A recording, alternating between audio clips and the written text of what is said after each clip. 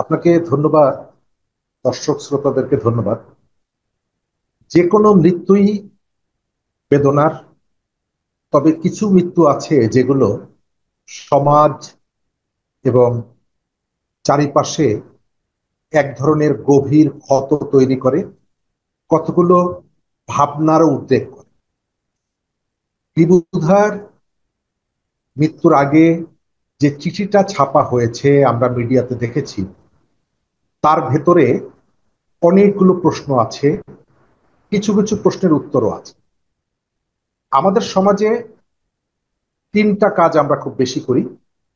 প্রথমত, আমরা সন্দেহ করতে পছন্দ করি। দ্বিতীয়ত, আমরা পরামর্শ দিতে পছন্দ করি। তৃতীয়ত হচ্ছে, পছন্দ না হলে দালাল ট্যাগ লাগিয়ে দিতে পছন্দ করি। বিভুধা কিভাবে মারা গেছেন এটা নিয়ে এক ধরনের সন্দেহ তৈরি হচ্ছে। তবে আমি, আমার পর্যবেক্ষণ, তিনি তার লেখার শেষ লাইনে যেটা বলেছেন, সারা জীবন প্রায় 40-50 বছর ধরে যিনি লিখছেন, তিনি একটা লেখার শেষে যে লাইনটা বলেছেন, এটাই সম্ভবত আমার শেষ লেখা। তো এর ভেতর থেকে তার মৃত্যু সম্পর্কে আমার কাছে একটা মেসেজ এসেছে। বিভুদার রাজনৈতিক কারণে আমার সাথে দীর্ঘদিনের সম্পর্ক, তবে তার এই মৃত্যুটা আমাদের কাঙ্ক্ষিত ছিল না, কাঙ্ক্ষিত না। অন্য কারোই এইভাবে মৃত্যু আমাদের কাঙ্ক্ষিত। তবে আপনারা যারা গণমাধ্যমে কাজ করেন, বুকের ভেতরে পাথর চাপা দিয়ে অনেক সময় কাজ করতে হয়।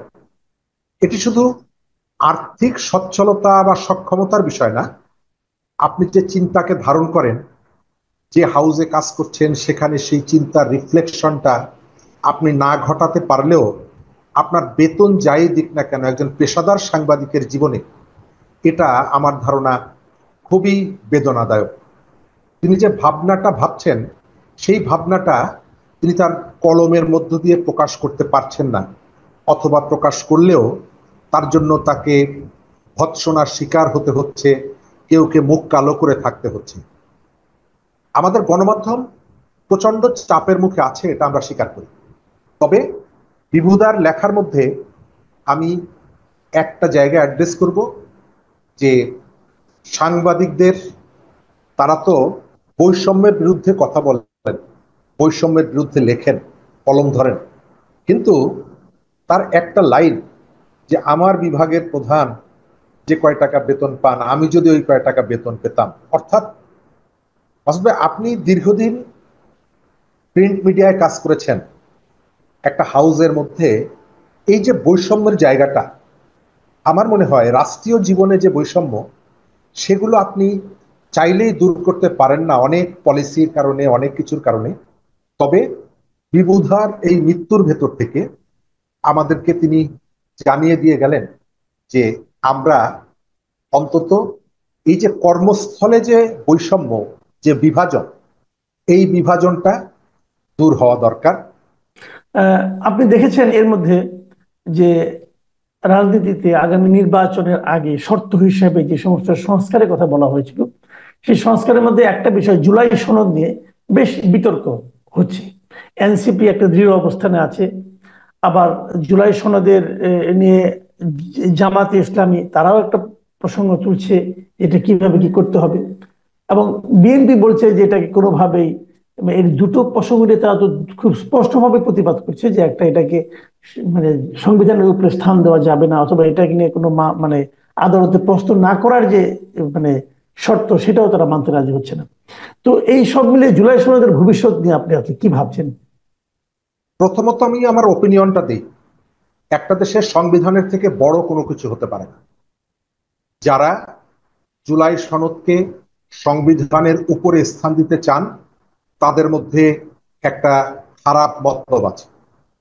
আমরা গত জুলাইয়ের পর থেকে দেখতে পাচ্ছি জুলাইয়ের স্পিরিটটাকে ভিন্ন দিকে নিয়ে যাওয়া, এবং স্পষ্ট করে দেখতে পাচ্ছি মুক্তিযুদ্ধের কাউন্টার হিসাবে এটিকে প্রতিষ্ঠা করার একটা চেষ্টা আছে। আমরা এই বিষয়ে যেই অবস্থান নিক, যারা মুক্তিযুদ্ধকে ছোট করতে চাইবেন আমরা তাদের বিপক্ষে।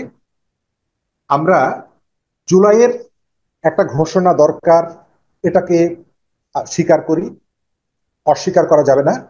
জুলাই আমাদের রাজনীতিতে, আমাদের জীবনে, রাষ্ট্রীয় জীবনে একটা বিরাট প্রভাব তৈরি করেছে, তাৎপর্য তৈরি করেছে, এবং জুলাইয়ের আলোয় আমাদেরকে এগিয়ে যেতে হবে।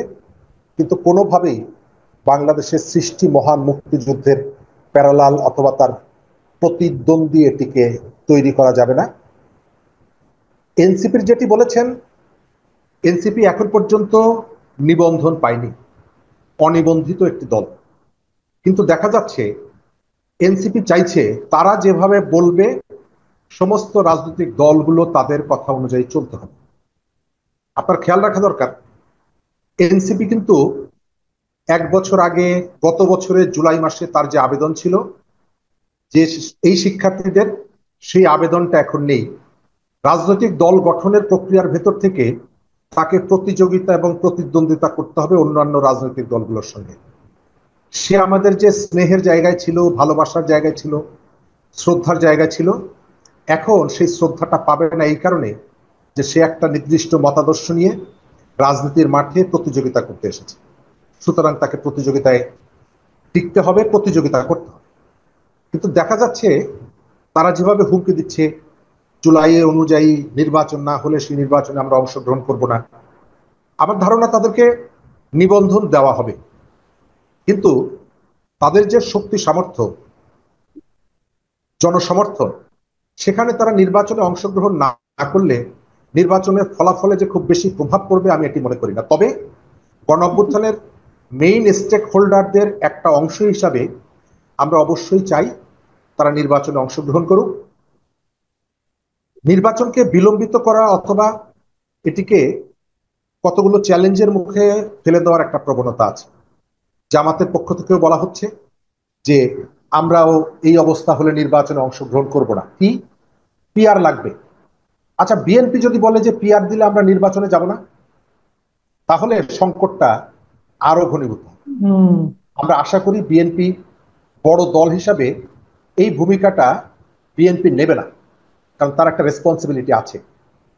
আমরা এই যে অনড় অবস্থা, এই অনড় অবস্থা আমরা যেতে চাই না, এবং জি। এটি না হলে সেটি, সেটি না হলে এটি না করে জুলাইকে ধারণ করে যতটুকু একমত হওয়া যায় ওই পয়েন্টে। ডক্টর মোহাম্মদ ইউনূস কিন্তু বলেছিলেন যে সবাই সব বিষয়ে একমত হবেন না, যতগুলো জায়গায় একমত হওয়া যায় সেগুলোকে ধরে আমরা সামনের দিকে যাব। নির্বাচন ও ম্যানিফেস্টোতে আপনি দেওয়ার সুযোগ আছে যে আমাকে যদি নির্বাচিত করেন তাহলে এই কাজগুলো আমি করব।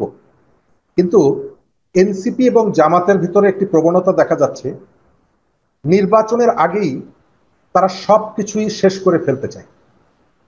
যারা জি, ক্ষমতায় যাবে বুঝতে বলছে পেরেছি। দুটো হ্যাঁ। পক্ষই, হুম, তাদের হুম, হুম। এই মনোভাবটা কেন আমার কাছে সন্দেহ হয়। আমরা জুলাইয়ের অভ্যুত্থানে যারা সামনের কাতারে ছিলেন, অংশ নিয়েছেন, তারা কেউ ভবিষ্যতে কোনো রাজনৈতিক নিপীড়নের শিকার হন, আমরা এটি চাই না। আপনি যদি জনগণের মতামত ওন করেন, সংবিধানের বাধ্যবাধকতা দিয়ে না, আপনার আপনাকে নিরাপত্তা দেবে জনগণ। আমরা এই ধরনের একটা অনড় অবস্থায় বাংলাদেশের নির্বাচনটা চলে যাক, এটা আমরা চাই না। নির্বাচন নিয়ে একটা বিতর্ক কিন্তু ইদানিং খুব শোনা যাচ্ছে। যদিও ডক্টর ইউনূস নিজে বলেছেন যে ফেব্রুয়ারিতে নির্বাচন হবে, তবুও যেন মানুষ তার উপর আস্থা রাখতে পারছে না। এই অনাস্থাটা কেন? আবার পাশাপাশি নির্বাচন কমিশন তারা কি করবে সেটাও বুঝতে পারছি না। কারণ আজকে যদিও দেখলাম নির্বাচন কমিশন বেশ দৃঢ় অবস্থান নেওয়ার চেষ্টা করছে, মুখে বলছে তার উপর যদি সরকার তার মতো করে চায় তাহলে উনি পদত্যাগ করবেন। তো এটাই বা বলার দরকার পড়ছে কেন? গতকালকে ইসি এবং ভিসি দুজনে, দুটো ঢাকা ইউনিভার্সিটি, তারা রহস্যজনক দুটো বক্তব্য দিয়ে রাজনীতির মাঠকে হঠাৎ করে উত্তপ্ত করে। সরকারকে মানুষ বিশ্বাস করছে না, তার কারণ হলো সরকার প্রচুর ধোঁকাবাজি করেছে এই 1 বছর। আমরা তাদের কাছে যে ধরনের স্বচ্ছতা আশা করেছিলাম সেই স্বচ্ছতা আমরা দেখতে পাচ্ছি। ঐক্যমত্যের কাউন্সিল রাজনৈতিক দলগুলোর সাথে বৈঠক করে তারা যে এজেন্ডাগুলো ঠিক করেছে, হঠাৎ করে তাদের আমেরিকান দূতাবাসে গিয়ে বৈঠক করার কোনো প্রয়োজন ছিল? বাংলাদেশে অনেক বিদেশি দূতাবাস কাজ করে, আপনি কেন দলবল নিয়ে আমেরিকান দূতাবাসে যাবেন? প্রশ্ন তৈরি। নির্বাচন নিয়ে একটা ধোঁয়াশা আছে। এনসিপি সরকারের কাছের দল, সরকারের ব্লেসিং আছে এনসিপির প্রতি। এনসিপি যে বক্তব্যগুলো দিচ্ছে এবং জামাত যে বক্তব্যগুলো দিচ্ছে, মানুষের একটা বিরাট অংশ মনে করে এই সরকার এনসিপি এবং জামাতের দ্বারা প্রভাবিত, সুতরাং তাদের মতামতের বাইরে তারা হয়তো যাবে না। এক, দ্বিতীয়ত সরকারের ভেতরে কেউ কেউ অনেকদিন ক্ষমতায় থাকার একটা বাসনা তাদের মধ্যে আছে। নির্বাচন বিষয়ে সরকারের পক্ষ থেকে ইলেকশন কমিশনকে যে ধরনের গাইডলাইন অথবা পরামর্শ দেওয়ার কথা, সেখানে কখনো কখনো ছন্দপতনের ঘটনা আছে। লন্ডনে তারেক জিয়ার সঙ্গে বৈঠক করার পর যে তাড়াহুড়া আমরা দেখেছিলাম সংবাদ সম্মেলনে, ডক্টর ইউনূসের উপদেষ্টা ডক্টর খলিলুর রহমান যেভাবে বলছিলেন, তারপরে একটা দীর্ঘ সময় কিন্তু সেটি এগোয়নি। প্রধান উপদেষ্টার সাথে নির্বাচন কমিশনার বৈঠক করার পর, দেখা করার পর তিনি বলেছেন নির্বাচন নিয়ে আমাদের কোনো কথা হয়, যদিও সবথেকে গুরুত্বপূর্ণ বিষয় ছিল ইলেকশন সম্পর্কে আলোচনা। মানুষ এটা প্রত্যাশা করেছে। সরকারের মধ্যে এখন পর্যন্ত নির্বাচন বিলম্বিত করার এবং সরকারের ঘনিষ্ঠদের একটা চেষ্টা আছে। সরকারের কাজগুলো নির্বাচন কেন্দ্রিক, অস্বচ্ছতা আছে। সর্বশেষ নির্বাচনকে অর্থবহ এবং নিরপেক্ষ রাখার ক্ষেত্রে সরকার তার নিরপেক্ষতা ধরে রাখতে পারবে কিনা, এটা নিয়েও সন্দেহ আছে। জি, আমি শেষ প্রশ্নটা করতে যাচ্ছি, এটা নিয়ে আর বেশি সময় পাবো না হয়তো বা আমরা, তবে ছোট করে যদি একটু বলতেন। সেটা হলো যে আমরা দেখছি যে পাকিস্তানের পররাষ্ট্রমন্ত্রী আমাদের এখানে যে সফর করছেন, এবং এটা অনেকের কাছে খুবই গুরুত্বপূর্ণ বলে মনে করছেন এবং সিগনিফিকেন্ট মনে হচ্ছে। আপনি এর পেছনে কি কোনো রাজনীতিবিদ দেখছেন কিনা? আমাদের এখানে গত 15 বছর ভারতের একটা আধিপত্য ছিল। অন্যায় অযৌক্তিক ভাবে আমরা ভারতকে অনেকভাবে সুবিধা দিয়েছি, বিনিময়ে তাদের রাজনৈতিক সাপোর্টটা আমরা নিয়েছি, আওয়ামী লীগ দিয়েছি। 5ই আগস্টের পরে পরিবর্তিত অবস্থায় দেখা যাচ্ছে ভারতকে সুবিধা দেওয়ার যে ক্ষোভ, সেটিকে পুঁজি করে পাকিস্তানের সাথে একটা সম্পর্ক উন্নয়নের চেষ্টার নামে বাংলাদেশের মুক্তিযুদ্ধকে কোণঠাসা করার যে প্রবণতা, এটিকে আবার নতুন করে সামনে নিয়ে আসা হচ্ছে। গতকালকে যে বৈঠকগুলো হয়েছে, প্রত্যেকটা বৈঠকে ভবিষ্যৎ নির্বাচন নিয়েও নাকি আলোচনা হচ্ছে। পাকিস্তান নিজের দেশেই নির্বাচন প্রশ্নবিদ্ধ। ইমরান খান নির্বাচিত সরকার প্রধান, তাকে কারাবন্দী করে রেখেছে। সে আমার দেশে নির্বাচন নিয়ে কি করবে? এবং যে দেশটি বেশিরভাগ সময় কেটেছে সেনা শাসনে, তারা আমার এখানে নির্বাচনে কি ভূমিকা রাখে?